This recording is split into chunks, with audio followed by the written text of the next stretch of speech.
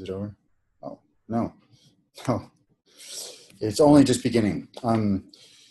So I've made a lot of mistakes in this business, far more than you could ever really imagine. And one of the things I want to do is to stop you from making those same mistakes. I'm going to give you what I've figured out. And, it took me years to figure this out. There wasn't anybody teaching how to build a practice back when I began. 10 years ago, there really wasn't a whole lot out there about holistic practice building. There certainly wasn't anything out there about systems or structures to put in place.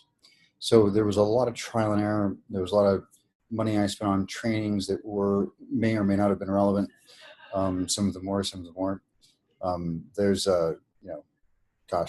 tens of thousands of dollars in mistakes that I made easily. And I just want to save you from all of that. And so what you're going to see here is a system, structures that work not just for me, but for everybody who's done them. So there isn't anybody that I can think of who's implemented these systems, who's actually done what they're supposed to do, who hasn't turned this into a six-figure practice. So some of them do it faster than others, some do it slower, but this system works. It's ironclad. Your questions tonight will really drive the evening. That's the way for you to get the most out of it. There's plenty of stuff I could say, but your questions will bring something more alive to the call. So again, chat's the best way to do that. If you're on the telephone, by the way, I have you all muted as default, partly because people have music going on, there's background noise, and you get, whether there's 2 of them or 30 of them, it's a lot of noise. You can unmute yourself. You have the power to do that.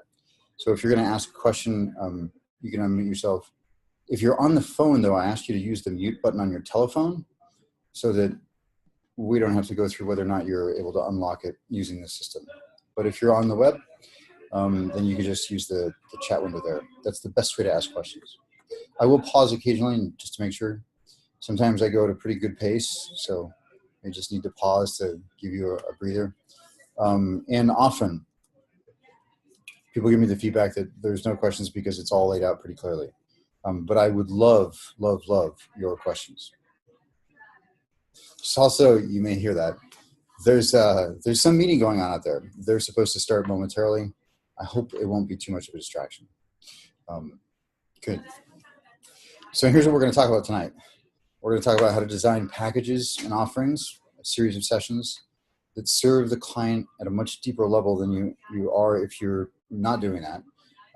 Or even if you're expanding it. Maybe you go from 6 to a dozen sessions, or maybe you're going from 12 to 24. Maybe you're going from 6 months to a year. Whatever it is, we're going to give you structures that'll allow you to build that out, to have it simply be a logical conclusion. It will serve the client at a much deeper level. It also handles your financial needs in a fulfilling and sustainable way.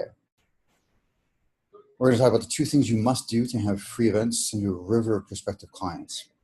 Every single time you hold an event, you should get a prospective client. You can hold them yourself or be a speaker, but it's the most rapid way to build your practice. We'll talk about what you need to do, though. There's ways to maximize your opportunities, and there's ways to squander them. We'll talk about how to have a talk right itself, the 4 learning styles. We'll give you that format. It's a wonderful format. It is more than once, more than 10 times probably, allowed me to create a talk at a moment's notice when somebody wanted me to speak about something. And I really mean at a moment's notice. And then there's 2 secrets that will give you ease around presenting. And of course, we're going to talk about the course coming up beginning in May. So here we go. Why do you design a package? Why have a package? Why have an offering? And a lot of people have something in their minds about whether or not people are going to buy something like that. Here's the primary motivation for it. Your client gets sustainability of change. They're fully in the process. They're committed to the process. And you get to hold a constant context for change and for transformation. Sometimes just seeing you or walking through the door, it's a reminder. They settle in. It's your office, if you have one. Your office is a context. Or the place that they sit when they take your calls, or whatever it is. I would encourage you to have a consistent place for them. But it's just that. It's a consistent context, and that creates stability. And there's further integration as a result. You also get financial sustainability. And I'm going to say something that may be provocative, but it is impossible. Impossible, at least in under a couple of years, to build a practice without having a comprehensive offering that sustains you financially. It is one of the most important things for you to do outside of actually speaking to people and being on purpose, being in your purpose and coming from purpose, which should be about serving others. It shouldn't be anything about what you're getting. You, of course, get fulfillment from living your purpose. And you get some salve for that soul level ache that some of you may be feeling when you go to work in a corporate environment. But it really should be about it should transcend context. Tonight we're not going to get into this, purpose too much, other than what I just said. But it should be all of those things, and it's probably something you're already doing at the deepest level or your ultimate concern. But the reason that you get financial sustainability, why that serves the client, is because you can think several sessions ahead and you're more focused on the process and at a level of depth that you wouldn't be if you're wondering if they're going to come back next week or not. Maybe you're trying to go way too far and blow them out because you're trying to, appear amazing every single time. And so you lack the quiet ease and settledness, that kind of confidence. It allows you to actually think deeply about them and to feel deeply into them. So it serves them as well.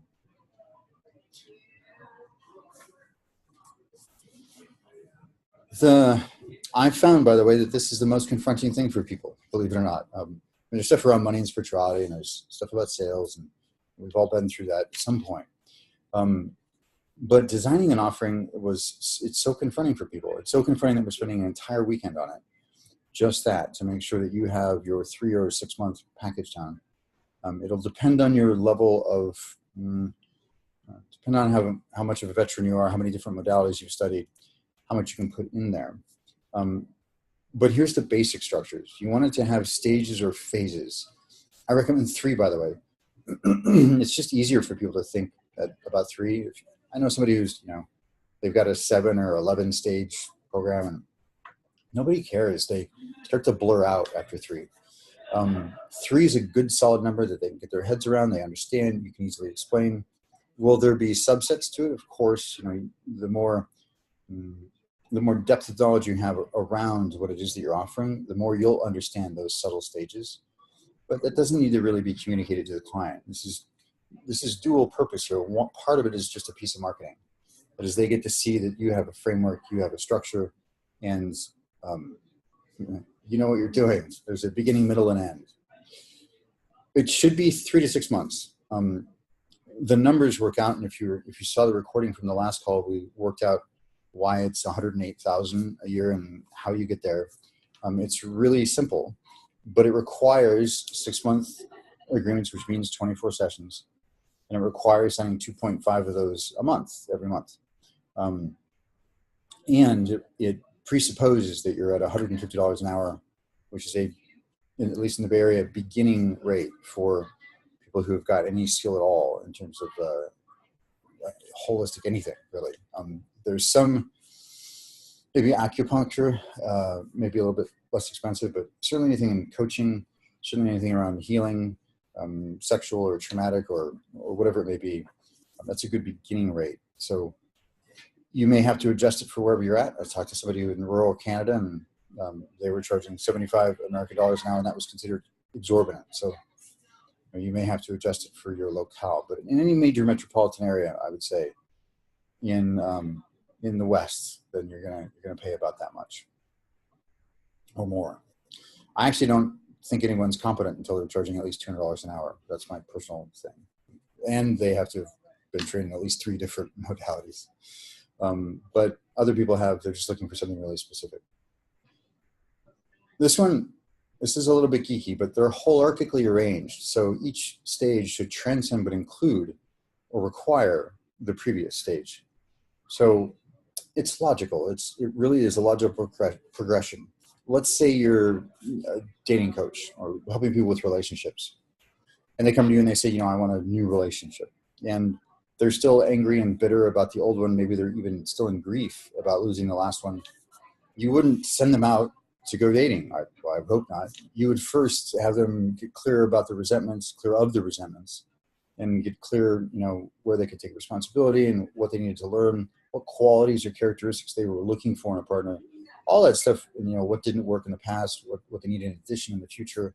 There's a whole bunch of stuff around just making sure that they're clean as they go out into the world to try to build something new. Clearing the foundation, or getting rid of the termites, or however you want to think about it, or laying the foundation. I like to think of it as cleaning them out, it's cleaning the vessel so that they move with greater velocity. It's like a high velocity vehicle, but it's been slowed down by a bunch of stuff. You gotta scrape that off. So, and then of course, what do they do next? Well, next once they find somebody, then they need to learn how to structure and how to negotiate, navigate different preferences and things of that nature in ways that are constructive and empowering and kind. But you wouldn't teach them that first, right? That would be weird to go, okay, well, here's how you negotiate what you want, and then have them go out and date, and then have them clear resentments. Like the other direction doesn't work. So once you begin to understand, and these progressions are everywhere. Sentences contain words which contain letters, but not the other way around. So there's a direction, and one direction it works, and it's ever expanding, and the other it doesn't. So without further ado on the stage things, I'm going to give you some examples, ways to think about it that hopefully should flesh this out for you. Here's one: unconscious to conscious to superconscious, from instinct to intellect to intuition, from vengeance to justice to grace. And if you're on the web, you can see these diagrams. If you're not, you'll look for the video later this weekend. Egocentric to ethnocentric or nationalistic, or gender-centric to world-centric. Body to mind to spirit. And here's a chiropractic example. I'd like to use a good practical example. Most people have at least attempted chiropractic. They've tried it. And they have 3 stages as well, 3 phases as well. First, they want to get you out of pain. That's the acute treatment. And in that period of time, if you've been, maybe they want you to go 3 times a week for a couple of weeks until you're out of pain, or maybe it's just 3 times the first week. And then they want to increase your mobility in the second phase, and really get you moving again, get you balanced again, get all of your structurally sound again. And then, that's once a week you come to visit. And then ongoingly, it's, maybe once every 2 weeks or once a month.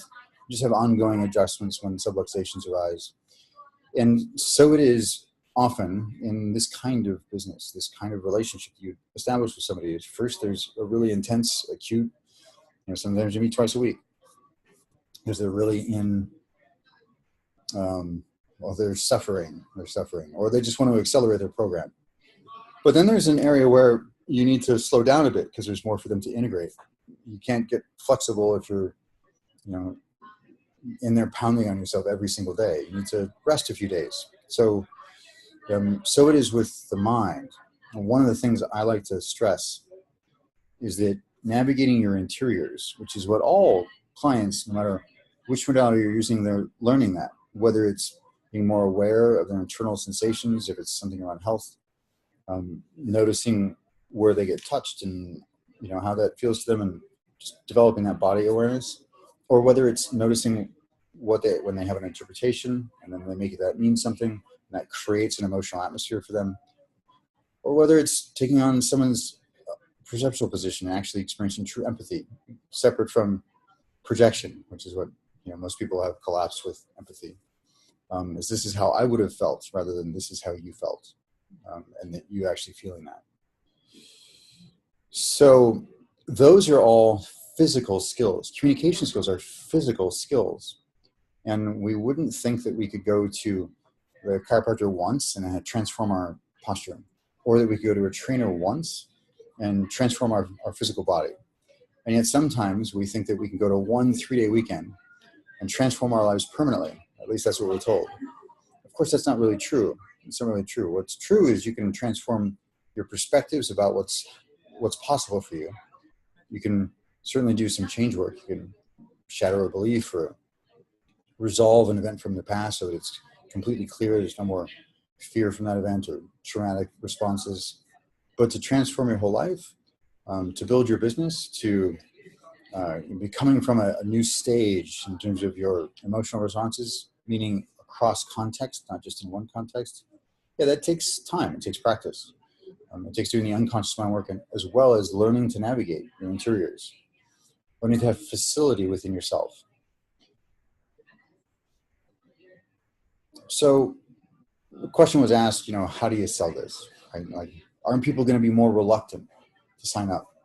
The truth is no. In fact, when I decided to only do a 6-month program, this was several years ago, 8 or some odd years ago, maybe 9, I decided this is all I'm going to do. And because I had had the experience so much of doing less than that, it really didn't serve the client.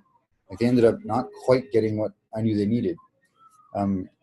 Now, if that was aligned with what they wanted, they said they wanted, which is different, then I pushed for it for them because it's their outcome. But if they didn't want it, I can't have them.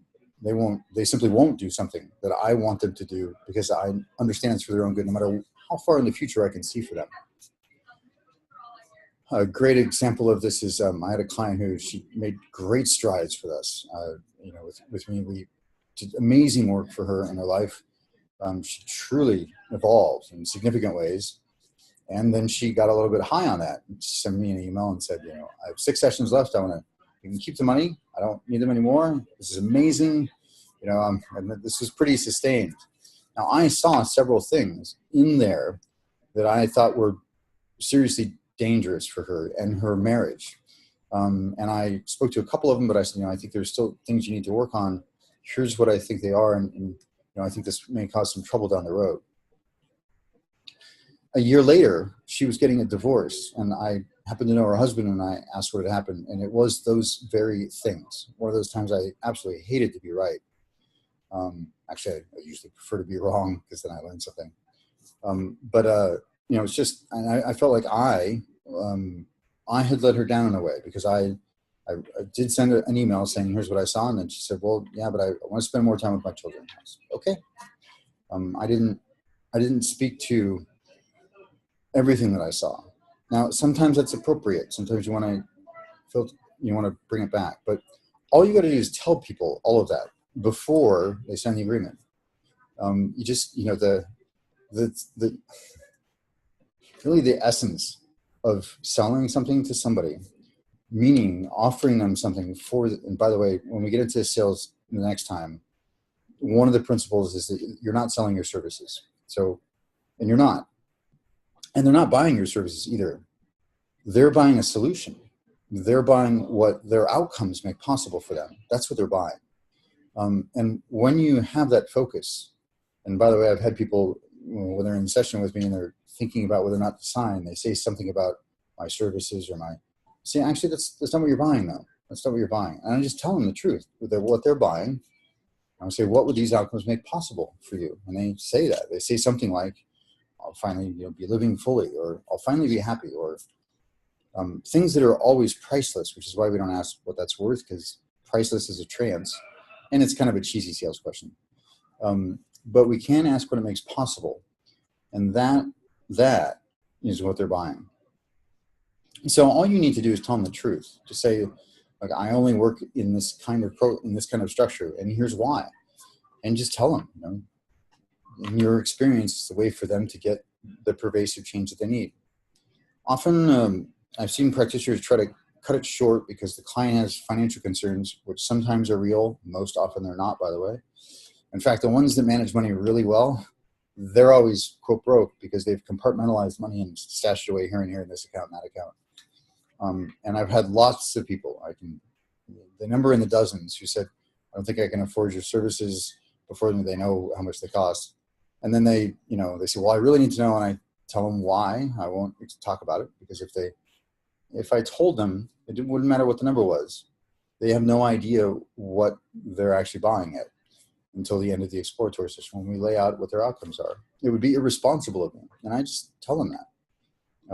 They'll start to compare things and it actually won't be accurate. And then I'd be doing you a disservice. And so it is with the kind of package that you're selling. You simply say, I don't work any other way.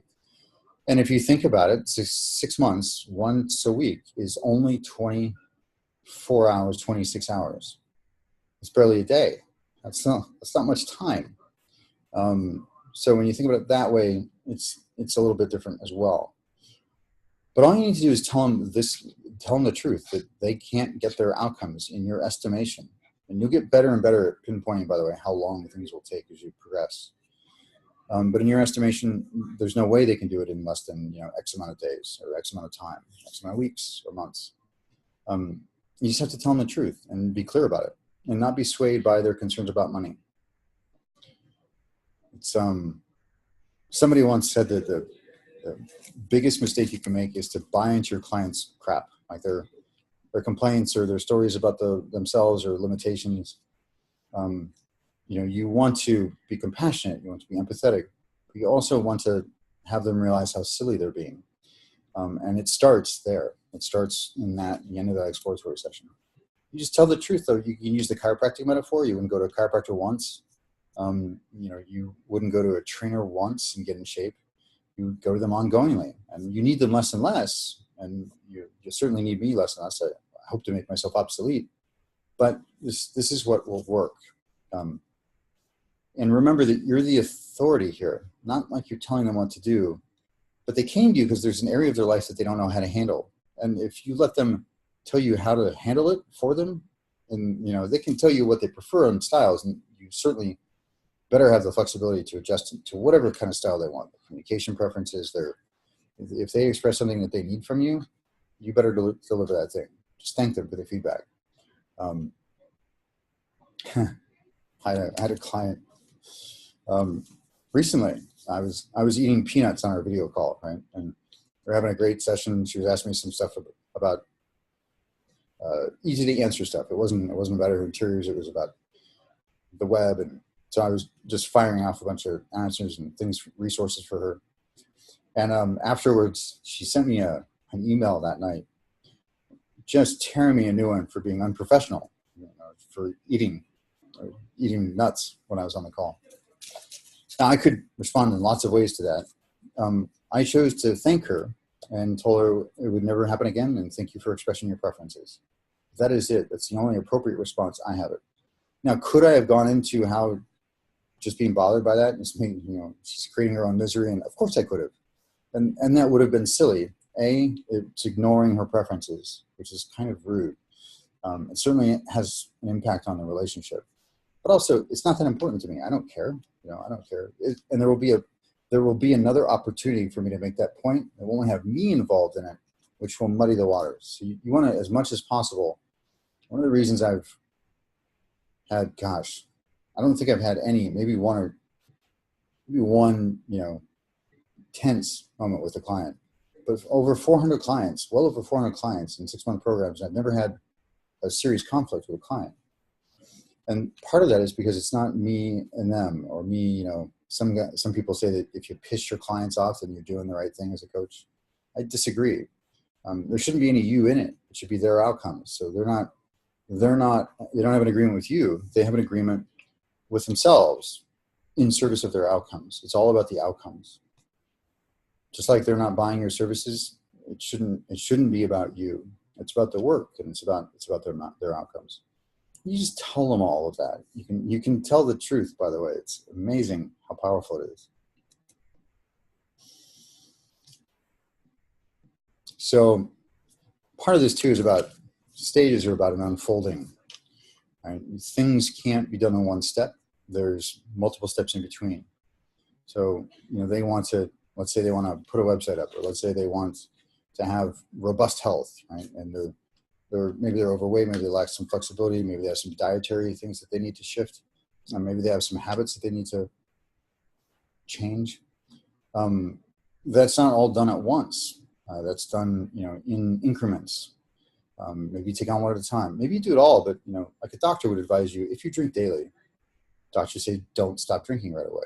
Don't go cold turkey, right? Now, plenty of people do, but it's dangerous. It's dangerous actually to do that. What you want to do is you want to, continually decrease, and then, eventually get down to nothing, and then maintain that and replace whatever the positive purpose for it was with something else. But you don't do it in one step. It can actually be lethal. if you're a daily drinker. But there's, 7 steps in between here and there, wherever they want to go. And having them focus on just one causes them distress. So what happens when there's a package is there's an unfolding. The context happens. Some of it's organic. Some of it is, linear and sequential. Some of it, you just never know when it's going to arise. Some of it you can't even explain. It's about the relationship, about the connection, about the space that you've created, the container. But you just tell them you're not going to get what you want if you don't, if you don't seriously take it as something you need to do over time. I've never had somebody say that they don't think that's true, or I have only had one person out of, 400 and some odd, however many clients, one person, and he was a retired sales guy. So for him, there was strange dynamics going on. I ended up choosing to not work with him, but he wanted to go week to week. And I said no, and I told him why. And he wanted to make it about trust, like I wasn't trusting him. I said, well, it's not really about that at all. It's just what works. And I won't do what I know doesn't work. And you're different. If you know that you're committed for 6 months, you're going to be different around everything. Whereas if you go week to week, you're going to be constantly questioning, well, is this right for me? Is this not right for me? Should I be spending money somewhere else? Maybe I need a different kind of practitioner. Maybe blah, blah, blah. One foot in, 1 foot out. It's dangerous, very dangerous. So the way to solve that is to have them commit fully with financial penalties. They lose the money if they don't finish the program. And it works. It keeps people committed. It's a scary thing. It's a little weird at first. You go, wow, it's kind of bold. But once you understand how clearly it's in service of the client, which should always be where your focus is. What best service to the client? Once you're clear about that, and you don't think it's about you trying to get something, then the rest of it falls into place. And all the little conflicts that you have going on inside about putting some of these structures in place, those go away as well. Questions. There was a lot before there's a half hour. Questions about designing a comprehensive offering, about why, about how to structure it, about how to communicate it to a client. Oh, one thing I skipped over. The pre-framing, your frequently asked questions page is the most important and least used pre-session, pre-sale tool you have. You can go to evolveco.com and look at mine. It's it has a little fun, but it's also it covers the bases. I've seen much longer ones that I think are entertaining and wise. I've seen very short ones. I've seen sites with none at all. You absolutely need a frequently asked questions page. Everything from what can I expect to why don't you talk about rates and well, just explain all of it. Just explain all of it. Mine talks about why I won't work in less than a 6-month package for the most part, and it addresses all sorts of things, including what's their experience going to be. How's the process go between them expressing interest and them joining us. So FAQs, critical things. Anyway, so feel free to unmute yourself if unmute those of you on the telephone. Which one? Hopefully you have. Please mute the phone until. Please mute your telephone. Please use the mute button on your telephone. Okay. Great. So if you're on the web, you can simply unmute or show your video or whatever you want to do. If you're on the telephone, please actually mute it until you want to ask a question. If you have a question right now, go for it. 7404. Who is that? What is your name, sir? Jason, this is David, but I'm muted. Okay, got it. 4071. Do you have a question or not? Okay, great. David, are you on you're on the video on the web and okay, great, got it. Never mind. Any questions, any comments, observations, things you noticed, things you learned, things that are challenging, provocative for you? Or not? If not, I'll keep going. Okay, good. So toxin intros, demos, yes? The number ending in 4071. Who is that? 818 area code? My name is Ben. Ben, do you have a question? Actually, I do. I was thinking it might be good to know if you have any go-to references or checklists for liability and legal stuff. I mean, every modality is going to have different liabilities, of course, but if there's anything that you recommend in general, I'd be curious to know anything on that line. Yeah, that level. good. Good, thank you. Thank you. This is a whole area, you know, Ryan Orrock and I were talking about developing this course. One of the things that shook out of it was there's a whole bunch of professional structures like that that are really about legality, and different people have different things, and everybody has their own, well, you've got to talk about this. And we actually just decided to exclude it, but we're going to make sure that you have someone to talk to. I have somebody I recommend here in the Bay Area who's done the whole, you know, he's a close friend of mine, owns an insurance brokerage. He's incredibly competent, which is why I recommend him, not because he's a friend. He's one of the most competent people I know. And he's set it up, everything from, you know, from the initial forming of the entity all the way up through making sure that all of your insurance is in place and you're fully covered. And and that is important, it's critical. And depending on which modality you're using, some of it can be handled by a simple clause in your agreement, some of it cannot. It also depends on who you're renting your office space from. If you're renting your office space from somebody who has, like, the building is covered, then you can worry less about it. But you need to find that stuff out. For the most part, I rely on an agreement. My template agreement is 5 pages, and it didn't start off that way. It started off as a page and a half, and then what would happen is, well, something would happen. And because of how I relate to holding people accountable, which is we can't hold them to any expectation that they haven't explicitly agreed to. Those are shoulds, and everybody has different ones, and everybody has different standards. So I would go, well, is it in my agreement? Nope. Okay, I better put it in the agreement, even if it seems really obvious and common sense. And that's, you know, you get those templates, like email templates and contracts and things of that nature in the course, but we don't cover the legality of it. We will, however, refer you to professionals who can help you with that at very low cost. There also may be some sort of toolkits out there if you to search on the web for things like that. But again, it's going to differ, like, as Ben said, it will differ between every modality. So I know that acupuncturists, for instance, have very different requirements than, say, a massage therapist. Partly because they're sticking needles in you, but partly because their level of education is different. The level of certification requirement is much higher. And they're covered by insurance in certain ways now, anyway. So all sorts of different things to consider. Thank you. Any other questions? Thank you.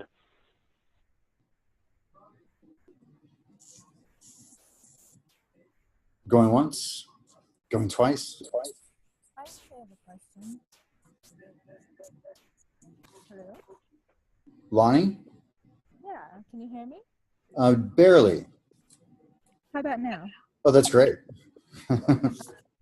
So my question is, what do you generally tend to do to first meet with a client to sell the package when you're still trying to demonstrate your skills and ability to make sure that it meets their needs?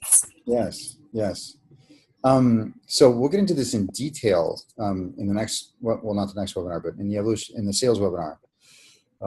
There will be a troubleshoot your practice one in between there, but the next one, which delivers content like this, we're going to talk about how to, step one, here's the email you write, step two, but very quickly.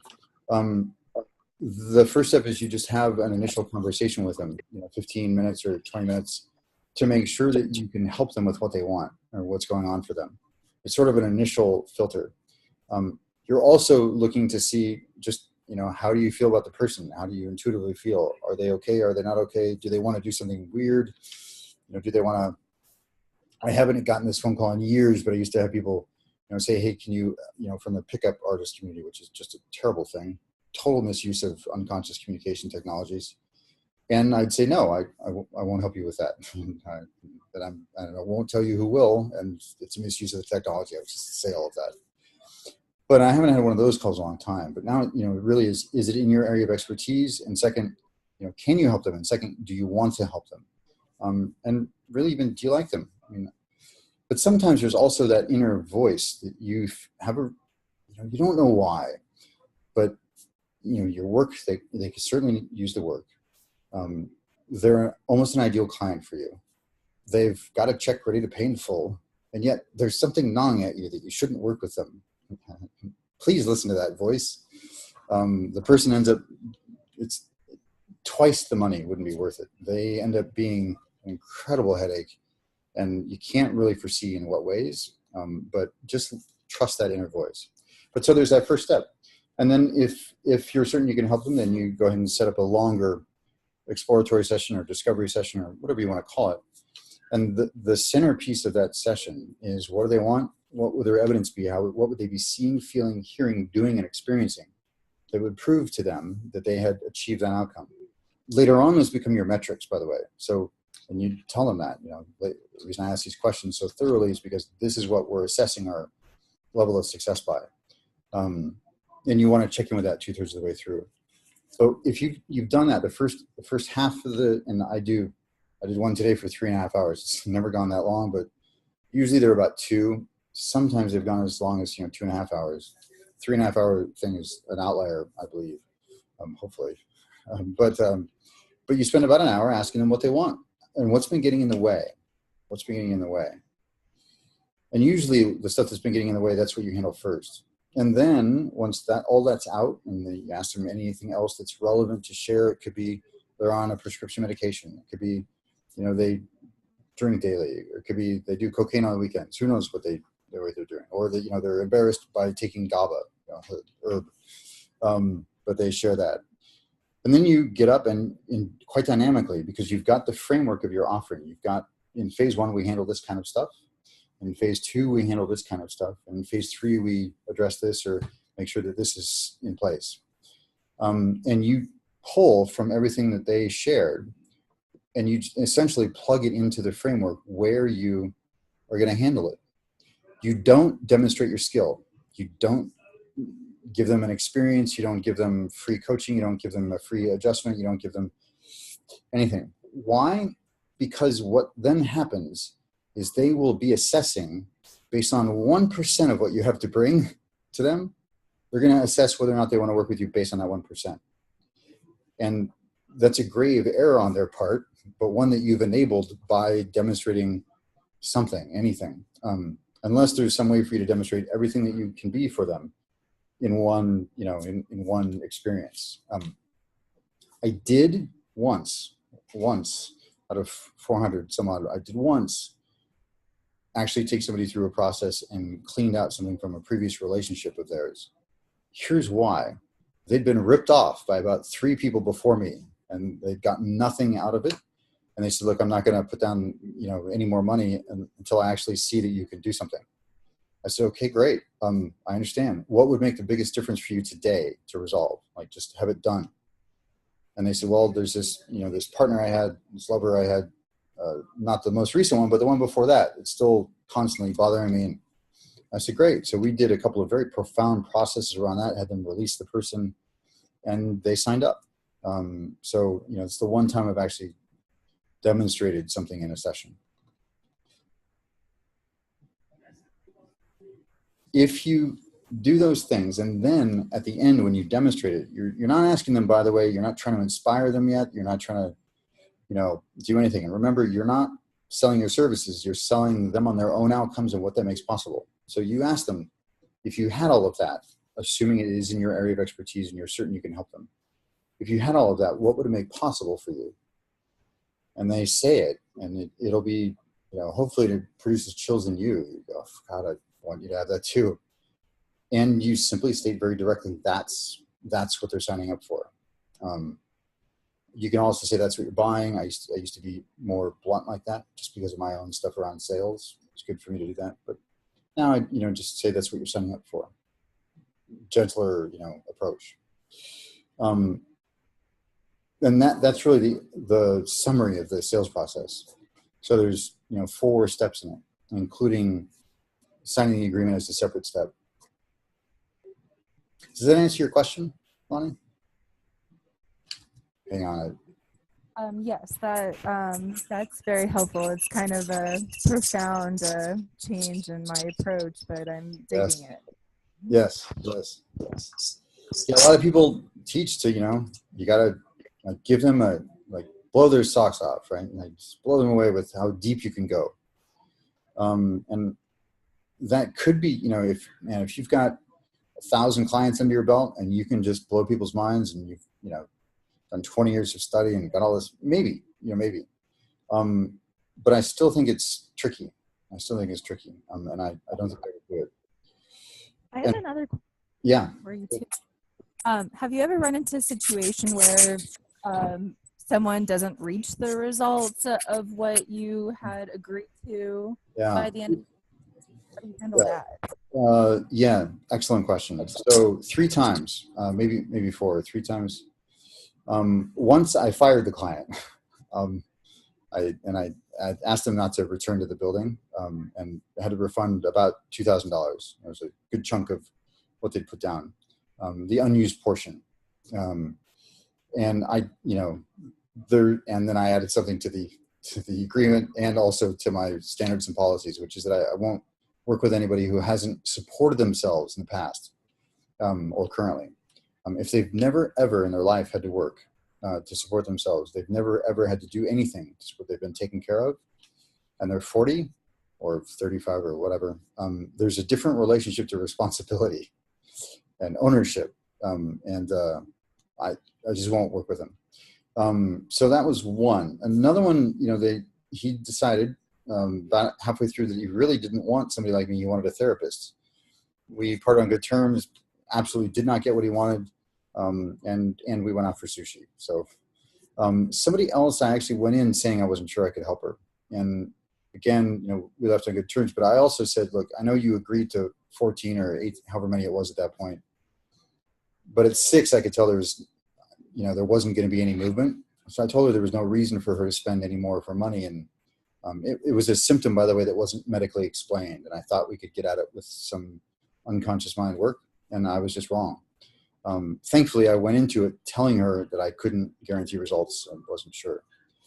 Anybody else who hasn't gotten what they wanted, it's clearly, and there's a clause about this in the contract, it's clearly because they didn't do certain things and they know that, and but they still got tremendous benefit from it. They may not have gotten all their metrics, but they know why. And it isn't about, there's no contention about it being about me or anything like that. So much so that recently I had somebody say, I'm not sure that, and they were talking about me, and I said, I'm not the variable here.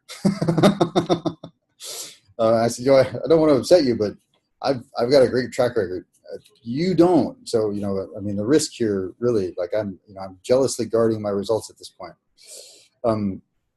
That was I was just being weird and silly.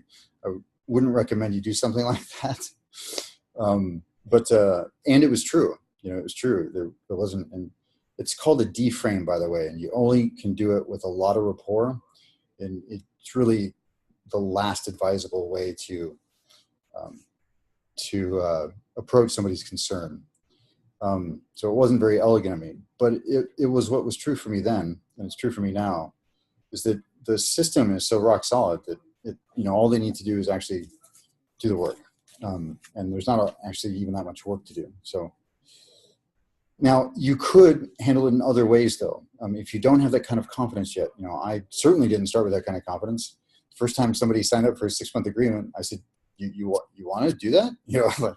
Hang on, let me write up an agreement. I got to get something done on paper. I was shocked and stunned that somebody actually went for it. That was a long time ago.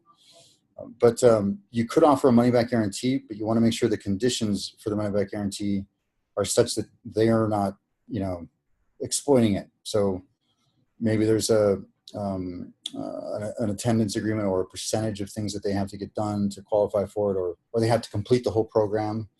And something like, you want to make sure that there's some gateways in there to make sure that they're not just going to check out and then want their money back because who knows what they thought, partway through. You also want to make sure they're being honest, though, also, which is also in my agreement. If there's anything distracting them about you, about me, that they share that immediately so that we can deal with it, so that it doesn't build up, so that they don't disappear. I have had a couple go MIA on me. Usually I end up finding out later, I wonder if something I could have done or something I did, it turns out what usually happens is people don't do what they're supposed to do. They think I'm going to judge them, which never happens, but they're projecting. They're not sinking into what I would do. They're sinking into what they would do if they were me, but that's very different than what I would do. And they just have fear around contacting me. And they get themselves all worked up in their mind, and that's instantly deflated when we actually talk, and they realize how silly it was. And I just hold a deep appreciation for them all the way through it, and it's usually fine. So those are all the situations I've come into contact with. I would also say that if you're clear that you can't help someone get their results, you should just tell them that, and either not sign the agreement, or if you're halfway through, just there's no shame or dishonor in ending the agreement by saying you can't help them, and that it's beyond your level of skill, which is something I rely on often. If there's a situation I want out of, and it is because there's just too much to manage, I'll simply say it's beyond my level of competence. That's not a moral judgment, by the way. That's a practical assessment. So people who have personal and practical distinguished, which we'll cover in the first weekend of the course, there's lots of freedom and power there because you can simply name things. But I would be careful about money-back guarantees. You want to make sure that people, are committed. The coaches I know who make, $100,000 a year or more, they have, their agreement is basically that you pay the whole thing in advance, and that it doesn't matter what happens. If they don't like the relationship after a month, they don't get their money back. That money gets donated to the charity of their choice. Think about that, $100,000. And that's an actual real number. That's not something I'm throwing out. I know of a coach, and I know another one who charges $50,000 for 9 months, and he has the same policy. All paid in full, and no payment plans. And if you decide to quit, then you lose the money.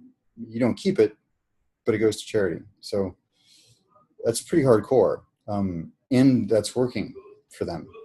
You get to really make up the rules. So just be cautious about where the potential pitfalls are in any policy that you have. Does that make sense? Does that answer your question? I will assume it did. Let me know if it didn't. Good. Okay. So, any other questions? Any other comments? Any other observations? Good. Sunday, by the way, I'll be doing a troubleshoot your practice. It'll be one of these, but it'll just be, bring me your weird situations, and I will tell you how to resolve it or communicate through it, or really anything. Or it could be, gosh, people get into the discovery session, but they're not signing up, and we will unpack why. We'll actually troubleshoot it. It's also free. Think of it as just free live coaching, and it's going to be a lot of fun for me. Hopefully, it'll be a lot of fun for you guys and be valuable for you guys and girls. But that's Sunday at 11 a.m. Pacific time, I think. Don't quote me on that. I have to look. But it's Sunday. It's Sunday. This Sunday. If there's no other questions, I'm going to move along with what you must do in these talks. Okay. So the bread and butter, like you know what you're selling, this package, right? But Who do you sell it to? How do you find those people? The best way, the most effective way, the fastest way, and with the greatest volume is to give a talk. It could be a talk about your work. It could be an introduction to your work. In the beginning, I filled my practice just by saying it's an introduction to personal evolution, something that nobody looks up for, and then they're not seeking it, but it was what they needed. Clearing out their past and building a relationship with themselves and self-esteem and boundaries and learning to navigate their interiors and expanding their ego into community or purpose or like that. Expanding in the good way, by the way, making it more diffuse, more one with everything that's arising around you. Self-acceptance and acceptance of reality. Nobody, though, wakes up in the morning looking for that. They go, "Oh, my relationship sucks," or they want to change their physical form. They want to lose weight, or they want to gain weight, or whatever, or they want to stop dating the same kind of person, or they want to be able to ask for what they want from their partner, sexually, or a preferred restaurant or food, or who knows what it is, but they have trouble expressing themselves. Those are the things that people wake up and think about. Or they, want to have an experience intimately and they can't because something's stopping them from the past. Those are things that people are, it's easily accessible. They need to communicate better, express themselves better, whatever. So I did what nobody's supposed to do, and that is that I was successful at selling something that nobody wants but everybody needs. You're supposed to do it the other way around. Sell them what they want, not and sort of sneak in what they need. I did it the other way around. I don't recommend it, by the way. It's not a matter of do as I say, not as I do. It's a matter of, it would have been a lot easier if I had done it the other way. And I was sort of attached to the philosophies behind it. And I would do it differently today. I would do it the much easier way, which is to determine who you want to be in service of, and then how do they need it? What do they need? I just ended up framing it, however, who I wanted to have as a client, and they expressed interest in having me as their guide. I would simply, they say, "What do you do?" I wouldn't even answer that. I would say, "Well, let me ask you a few questions first." Because there's a dozen ways I could describe what it was. Certainly I'm not going to tell them what I just told you, which is, it's about stages and ego and nobody cares about that stuff. So that's, you can just do an intro to your work. You can also, it's amazing what people they'll pay to go to an event where you make them feel uncomfortable, or they're sitting on a hot seat, or they're getting focused, or there's something that makes them nervous. And that for some reason people love that. I don't understand why. But game nights where, there's things that have them feel edgy. Those are really great. And people will pay for those, $15, $20 an hour. By the way, the question often comes up, not an hour, by the way, for the event, $15, $20 for the event. The question often comes up, do you charge or do it for free? I recommend doing it for free. I've tested both ways extensively. And $15, $25, which is really all you could charge, unless you're doing something that's really tangibly quantifiable. But a game night or an introduction to your work, or $15, $20, $25 is really the most you can charge. It's no guarantee to actually get them there. And that's all I cared about, was what would have the RSVP be real. I think you need to get closer to $100 really before that becomes so painful that they go, "Okay, well, I got to go." And they had to have paid in advance and all that. I'd rather just have no entry for accessibility, except for, of course, they have to get through my filters of whether or not I want to work with them and whether or not I can help them. But I just have it be free. People ask me to do a training, and for the most part, if I come in and the whole audience are prospective clients, I don't want to charge them anything. I said, I'll do it for free as long as I can do these two things. And what are those two things? Well, they're things that you have to do to make these events turn into actually sending you a river of prospective clients. And the first is you have to pre-frame why you're there. You want to say at the very beginning, you're there for two reasons. One is to serve them, to contribute to them, to improve their lives in some way, such that they're changed for the better, whether you ever see each other again or not. And the second is, and I'll say it in the first person, the second is I'm obviously here to market my services, to market my courses, things like that. So at the end, what that means to you is I'll pass around this sheet, hold it up. And if you want to work with me, then put your information down and I'll send you an email and tell you how the process works. If you don't, then don't give me your information, And then you wait until the end, and at the end you go, okay, remember that thing I talked about, and you pass it around. This, by the way, I have I don't have the file with me. I had a former client send me. He just went to a festival, and he was a speaker for an hour at one of these weekend festivals. And he's also going to be speaking at Lightning in a Bottle, which some of you may be familiar with, some of you may not be. But it's a weekend festival, and there's personal development, and there's spirituality, and there's music, and there's partying, and all sorts of different contexts that you can play in. And he sent me a photograph of 3 sheets of prospective clients. There must have been at least 30 prospective clients there from one talk, 1 hour he spent, and he had a blast. And just prospects just rolled in, and then all you need to do is plug them into the sales system, send them that first email that you get a template for, and away you go. Yeah, he's doing great. He did everything I suggested. Mostly. There's some slush. You can certainly do a few things and still get away with it. But it's really great to see somebody quit their job. It's really great. I want all of you to be able to do that. If you're on this call and you're on that fence of whether or not you're going to be able to quit your job, or whether or not you actually need to go get a job, maybe if the coaching's not working, or the holistic practice is never going to make any money, then you're in the right place. And I want to see all of you free from that. I had this client I just signed, and we don't know what he's going to offer yet, but he went to this conference, and they were selling these health certifications, and they were very blunt about the fact that they weren't going to be able to make a living from it. They said, well, we do a little business thing, but really, this isn't for making a living. And yet it was a comprehensive health certification. And it was so sad. I just shook my head. I said, they don't understand the business side of it. I get it. But to tell people that they can't make money at it because you don't know how, that's a very different thing. But this is all you need to do, by the way. You can have the rest of all you need to do is that and deliver value. Now, you never know what's going to be valuable for people. You should just give them everything that you have in that context. Sometimes the smallest comment will be the thing they found the most value from. But you just need to pre-frame the interest sheet and pass it around at the end. And in the middle, don't be pitching, don't be selling. You can occasionally seed it. You can say, SEED. You can say, when I work with clients, or just so people are aware that you work one-on-one with people.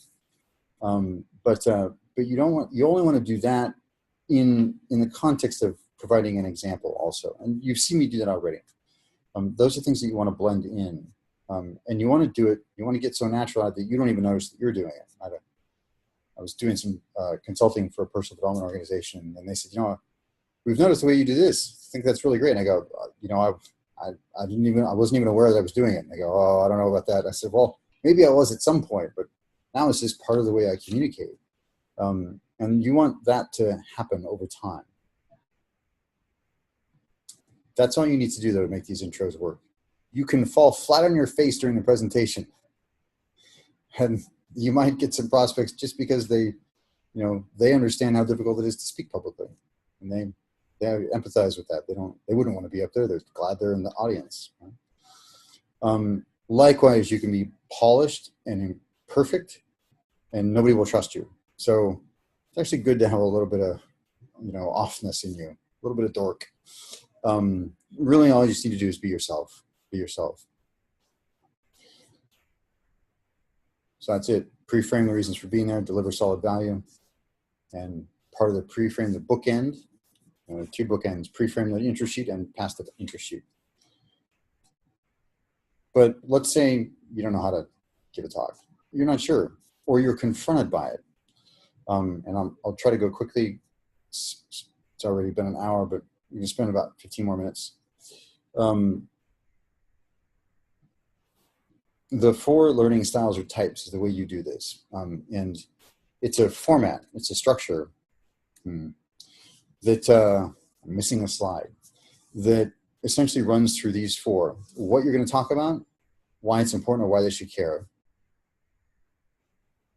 how they do it, which will either be demo or steps or an exercise they do together or bullet points, 1, 2, 3, 4, etc. It could be any of those things. It could be something they do together. It could be something they do on their own, an assignment. But the how. And then finally, the fourth one is vision and possibility, or what it makes possible. And so it looks and sounds and feels something like this. And I'll just use the model to demonstrate the model. What we're going to talk about is these 4 learning types or styles. And why that's important to you, why you should care, is because it'll allow you to write a talk in any area in which you have knowledge very easily, very quickly. In fact, you won't even need an outline. You can just have these 4 things in your mind and cycle through them. And the way you do that is you cycle through these 4, what, why, how, and what if, which is, you explain it as I did. And just imagine how much easier it's going to be when you know that you've got this structure in your back pocket. So that no matter where you are, you can know what step in the 4 steps you're at, and you can get right back to it. You won't get caught up in text, or you won't have a relationship to the paper instead of a relationship to the audience. And that's what it makes possible, really just freedom and ease. So that's using the format to demonstrate the format. The interesting thing about that is that, people are generally resonant with one, or usually at least one of them. Some people are just information junkies. Tell them what? They're just, give me more. Some people, they go, yeah, but why should I care? Right? They're only motivated when you tell them why it's important or why they should care. And then some people immediately get that, but they just give me something hands-on. Let me practice with it. Just tell me how to do it. I get all that. Just tell me how to do it. And some people are only motivated or inspired by that visionary aspect to it, what it makes possible, how it expands them, what they can create with it. 2 things on that one aspect, by the way. If it's a boisterous room and they're having a lot of fun, you can simply ask them what they see as possible, or what do they think is possible, or how do they envision this working for them, benefiting them, and let the audience sort of offer stuff. If it's not, and you've tried all the little group tricks to get people to speak up, and it's just for some reason nobody's comfortable yet. It could be, they're all strangers, and they're, who knows? Could have been bad weather. We don't know. Could be got a stain on your shirt and nobody wants to tell you. But you just lead them. So, just imagine, like I did. Just imagine. And I like to always begin it that way. Just imagine. And they'll immediately be imagining something. I'm going to tell you a secret. One of these, actually 2 secrets about speaking. First of all, I think it's hilarious that more people fear public speaking in America as a phobia than death. So there's public speaking, and then death, and then spiders. So public speaking is more scary than death for most people. I think that's funny. I used to be one of those people, by the way. There was only thing scarier than speaking in front of a group, and that was approaching an attractive woman. That was even worse. I would definitely die then. And here's the secrets. First of all, nobody knows how it's supposed to go but you. You're the only one with the outline. You're the only one who has a vision for how it's going to go.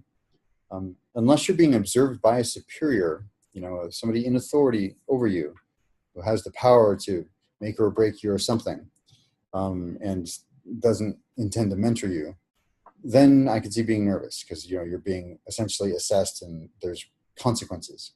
But even then, the more you are yourself, that's a conscious mind thing. But just remember, nobody knows how it's supposed to go but you. The other thing is that often people misinterpret the sensations they're experiencing as stage fright or as anxiety, when it's often just a massive rush of adrenaline because you're about to go perform on stage and your body's just getting you ready. And so check it out. I've found that about 30-40% of the people I talk to, they go, gosh, you're right. It's actually not anxiety. It's actually, I'm just pumped. It's jittery, and it's, I'd like less of it, but it's not actually anxiety, and it's not actually stage fright. And they just have a thing that must be stage fright. When really it's their body appropriately preparing them for action. So those are the 2 secrets that will help you have some ease, and you'll have to remember them. You'll have to remind yourself. But especially that first one really freed me up. Also, this is my opinion. This isn't anywhere in the slides, or it's my opinion that over preparation is actually worse than not being prepared at all, as long as it's an area that you have knowledge around, not something you're teaching for the first time and just found out about yesterday. And that's because you'll get caught up in the script or what you said that one time you practiced that was really clever or whatever, when really all you need to do is trust yourself. It's in your bones if it's an area of deep knowledge for you. My very first client when I was 25 years old, before I was doing this full time, first consulting client, and he was a public speaker, and he would read, turning pages, head down at the lectern, for bar associations on reducing litigation. And the first thing I did was I said, "Great, give me the book, and here you go." And I gave him a 1 3x5 card, and I said, "Write your outline on that, and that's all you get." And he panicked. I said, "Come on, you've been doing this for 30 years. It's in your bones. It's in your bones. Just trust yourself." And we did lots of work around that. I don't want to skip over that. There's probably 6 or 8 hours of actual rewiring of his internal mechanics around that. But what happened was magical. His whole persona changed. He went from being behind the lectern to being essentially like a young boy, just a wonder in the middle of this audience of 300 lawyers, just, alive and having a blast. And, first 5 minutes, I could tell he was nervous or something, or his body appropriately preparing him for action. Actually, he was nervous, and we were playing cribbage for a time a point. He wrote me a very large check that day because I kept skunking him. It was terrible. I returned it to him, but felt like I was taking advantage of him. He was so upset. But once he got out there and he actually started to engage with people because he loved people, and yet he didn't have any relationship to them in the talk. And what freed him was getting rid of the prepared text entirely. He by the way, revealed to me later that he snuck in an extra 3x5 card, but that's fine. Going from 30 pages to 2 3x5 cards, I'm impressed. But it was because it was in his bones, and all he needed to do was trust it. And that's true for you too. Even if you've only been doing what you're doing for a couple of years or a year, it's deep within you. It's in there. You just have to trust it, and you have to listen to it. You have to make sure you're eating foods that keep you clean and clear. Reduce any sugar consumption. Make sure it doesn't put any static in your channel, so that you can listen with accurate signals. And the more you do that, that's your biggest job, is to keep the channel clear. Isn't that great? And the rest of it really comes just with you being a vessel for it all to move through you. So questions about giving talks, questions about anything about talks.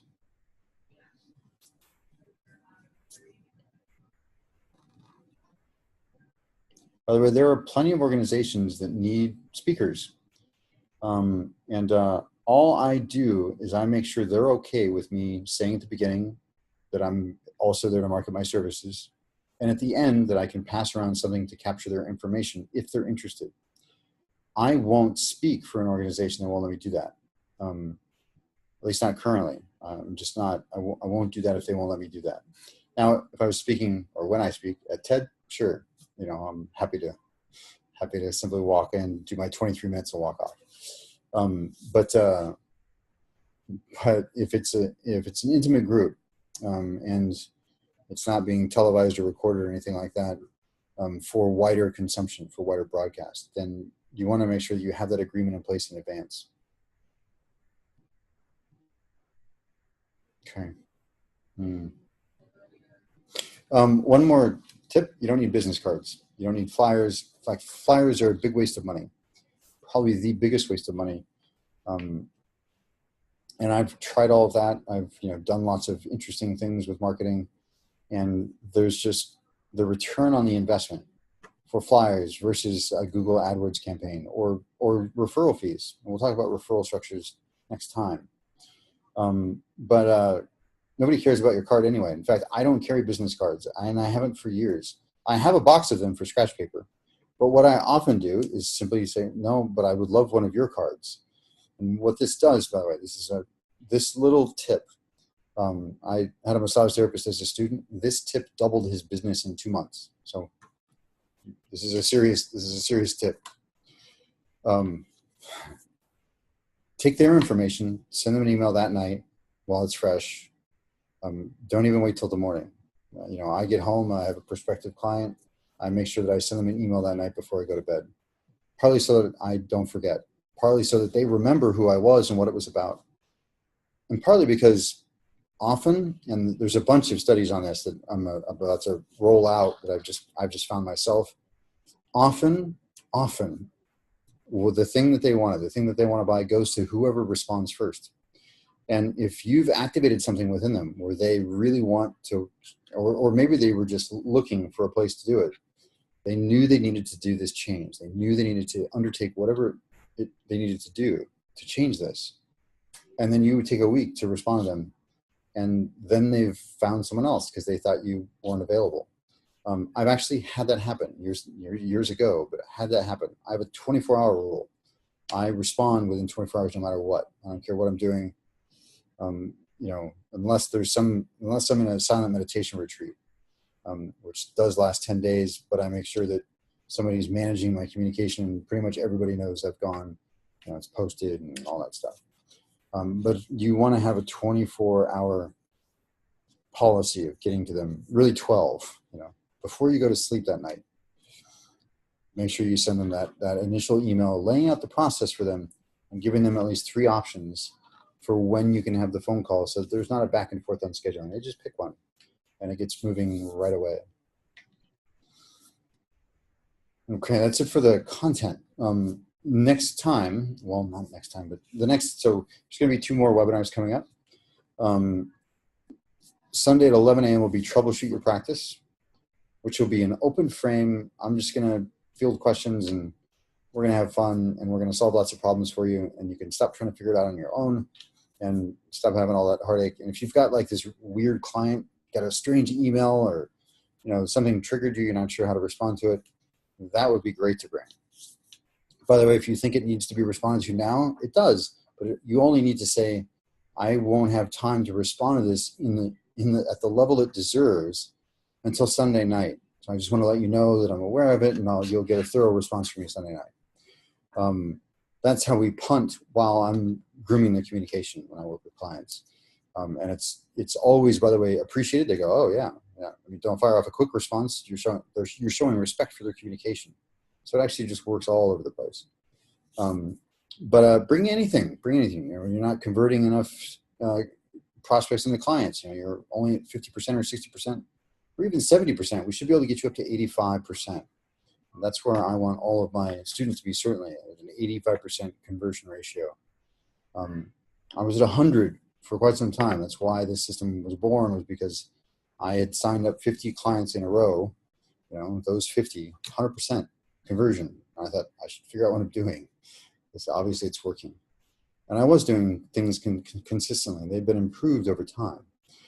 But that's, a lot of people try to put another type of sales system onto this kind of business, on the holistic business, which is really an intimate relationship that you're having with somebody, whether it's massage or whether it's just straight up life coaching. They're going to tell you things that they don't tell anyone else. Sometimes that they don't even tell their intimate partner. I've had that experience. And taking that into consideration, it needs a different kind of approach to sales. And lately we've seen a lot of people saying, well, it's selling without selling. You don't have to sell at all, is what they say. And I've even said, you can sell without, quote, selling. Try to make that a little more precise. Like, you're not being salesy, you're not being pushy. But what we need is a sales system that comes from relationship. It's, you're not closing a deal. You're opening a relationship. You're also not selling your services, which is almost an adversarial thing. You're guiding them to sell themselves and their outcomes and what that makes possible in their life. That way, the only conflict they have is within themselves, and you can help them resolve that. And then you just need to demonstrate that you're competent. And you do that with a very matter-of-fact presentation. You don't try to anchor them into some sort of, inspirational thing. You want to be really cautious about using hypnotic language in any sales process. You want to be really careful because you don't want buyer's remorse when anybody gives you a lot of money, or there's another context. You don't want buyers. You want them to remember why they made the choice. And for that, you want to be clear. And you need to embody the fact that the money is secondary. And it really is secondary in lots of ways. That's why we don't talk about it until the appropriate time. That's why the agreement being signed is far more important to me than getting a credit card number from somebody or getting a check. I care much less about that. It's important. But part of that is that signing an agreement is a much more serious act than swiping a credit card or a debit card. Signing an agreement is also much more difficult to rescind. And also, there's something about the act of signing that their program begins right then. And I know a lot of people say that, but it really is real because there's a part of them going, okay, I just committed. And then they have permission to work in the background on opening things up, on bringing ideas into the forefront of your mind. The money will handle itself at or before the first session, whatever. That's if they want the payment plan, or they want a discount, or if you're offering a payment plan. But generally, I just ask them when they want their first session, and that's my opening. Not a closing; it's an opening. That's when I have a relationship. So when do you want to start? That's all you need to say. That's all you need to say. You don't need to talk about money or say, so do you want to do it? Just ask them, presuppose. Now, if they don't want to start, if they have concerns, then believe me, they'll say, well, hang on. So you're not doing anything that would be overly influential. You're simply asking a question. If they don't want to schedule their first session, that's fine. You don't have a solid deal in place. But that's how you get to that. We're going to lay out the whole thing, templates, specific languaging, and process. So you have a system. You have a system that if you take it on, you can integrate your purpose and your prosperity. You can, have these structures in place so that you can dance within them, so that you can flesh them out with your own uniqueness, your own beauty. But the frameworks are there to support you, just not in a way that's stifling. So there's the two next webinars. Next one is Sunday, 11 a.m. And then the following Sunday, May 3rd, will be Evolutionary Sales, signing clients effortlessly with certainty. Here's the course dates. Course dates are May 16th and 17th, June 13th and 14th, July 11th and 12th, August 8th and 9th, and September 18th and 19th. It's on the website healers.evolveco.com. You can see all about it, maybe too much about it up there. There's a 10-minute or so video for me on the homepage. There's a frequently asked questions page, of course. And here's how the weekends go. The first weekend, we clean out your emotional stuff around money or parental imprints or beliefs about sales or about spirituality and money. And we look at very advanced distinctions around self-esteem, what it is, what it isn't, and how to build it in a way that's internally validated, yet caring and concern out there, your attention out there for feedback for the practical. And then we design what you're going to sell, what you're going to offer the world. Your deepest gift, what is that? And then structure it in a way that it's a comprehensive package. There's a progression that people go through. And then on the third weekend, we'll lay out the whole sales process in much greater detail than I will on Sunday, May 3rd. And I'll demonstrate it twice. I'll demonstrate it in the morning. You'll see me go through it with one of you, and you'll see me doing everything that's in your booklet. And then we'll have lunch, and you guys will practice on it with each other. Oh, thank you. Applause. And then you'll practice on each other, go for 3 rounds again. And then we'll have lunch, come back, I'll demonstrate it again, and then we'll have you practice more. It's a skill, it's a physical skill. Remember, communication skills are physical skills. And I want you to leave with some actual skill. I want you to feel confident in your capacity to guide a client, a prospective client, from the initial contact to them signing the agreement and setting their first appointment and paying. We want that to be so effortless for you because it's so in your bones, because the process is so laid out and you've done it enough times that you know what's next. You know what's next. You might have to glance at the flow chart. There's flow charts to support, you understand the process flow. And I tell clients, just pull it out. Just look right at it. It's a checklist. It's a checklist for sales. Did you do this? Yes, this, yes, this, yes. Great. Move on to the next step. So that is what we do July 11th and 12th, which here says that sell without selling thing, quotes, selling. August 8th and 9th will be designing a presentation or 2 or 3, and also making sure that you're promoting your own stuff as well as finding other people to venture with, to ally with, to be allies with, ally with, and filling your practice. And you should be speaking at least twice a month, whether it's your own event or someone else's event, almost doesn't matter. But you want to be selling at least twice a month. You'll also grow your list if you speak with somebody else. So there's that, you'll be expanding your mailing list, your email mailing list, and your exposure. So anytime you can speak for someone else's organization, it's fantastic. You're also exotic. You're not part of them, so you get to come in, you're sort of an outside expert or whatever. They hear you differently than they would hear someone from their hometown. So putting together those alliances before you need them, that is key. You can also be interviewed, by the way. When I was first starting out, I get interviewed on the radio all the time.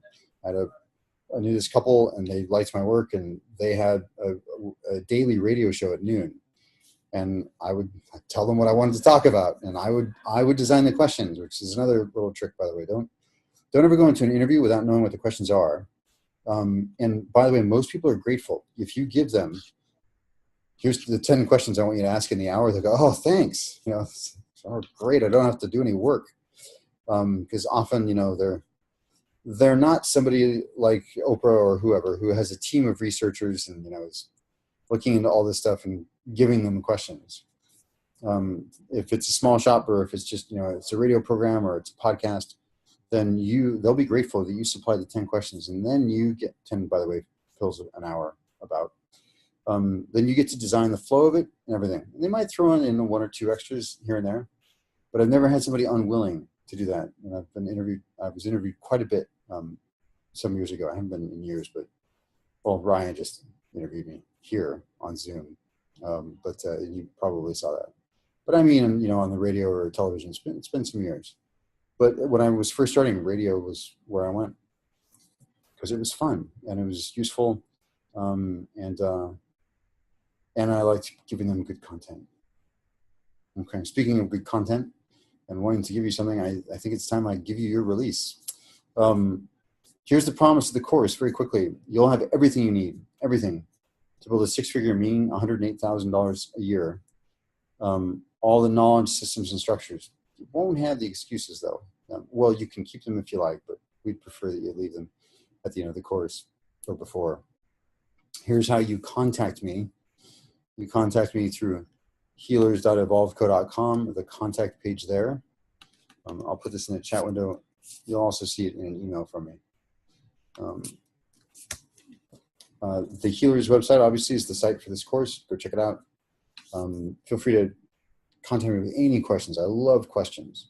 And then the second one is the main site. By the way, both of these are being redesigned right now. They're very old, and it was back when I tinkered too much with technology. But I do have a graphic design artist, a fine artist, creating all new branding right now. So bear with it. Some of it may be sort of clunky, but for the most part, you'll get to see the FAQ, which is the most important thing. And you can contact me through either one of the contact pages on either of those sites. Thank you. Thank you for allowing me the opportunity to contribute to you. And thank you for being somebody who's interested in serving the planet, interested in helping people. You've decided to be somebody who cares and somebody who gives, and somebody who really, you'll give more than you'll receive, and you'll enjoy that. You enjoy contributing to people. We also want you to feel worthy of receiving, so that's not in the way. We don't want you to say no to allowing people the freedom to compensate you and compensate you well based on the value that you bring to their life. But I thank you because it's people like you who allow me to live my life purpose. So I'm eternally grateful, and I hope to see you either at the course or in an email with some questions, or on Sunday. troubleshooting your practice. If there's no further questions, nothing else, I'll say goodnight. Going once, going twice. Okay, good night.